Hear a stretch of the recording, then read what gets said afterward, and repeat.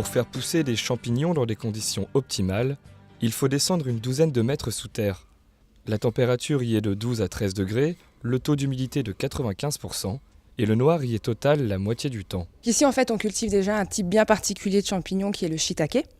Donc, en fait, on reçoit des ballots de paille incubés, donc où le champignon est déjà présent, et on vient le descendre tous les 3 mois. Donc, on descend ces ballots tous les 3 mois.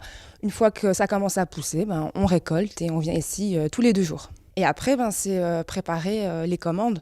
Donc ici, en fait, il faut couper le pied du champignon, il y a souvent un petit peu de paille, les mettre en colis ou les mettre en barquette selon les clients, et puis alors, évidemment, aller livrer les clients. Dans cette cathédrale souterraine, le mot d'ordre, c'est l'adaptation. Voilà, donc ici, un beau shiitake qui a failli ne pas être recueilli aujourd'hui et ne pas être mangé demain. Si au niveau de la cueillette, tout se fait à la main, la prise de conscience écologique, elle, a été pensée en amont et à la surface. Ce qui fait notre particularité, c'est qu'on est local, parce qu'il n'y a pas 36 000 champignonnières ici et surtout pas de shiitake dans des catiches, on est les seuls. Et puis nous, on est occupés de travailler pour faire en tout cas une bonne partie de notre substrat nous-mêmes sur des résidus urbains comme le marc de café et les drèches de brasserie. On valorise des résidus, des choses qui vont normalement à la poubelle, pour en faire des choses qui se mangent, des très bonnes choses.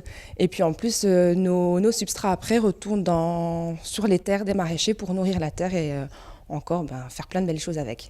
Pour mener à bien ce projet, la société cherche à moderniser ses équipements. Dans ces 2,5 hectares de galerie, une autre culture historique est à l'essai, celle des barbes de Capucins.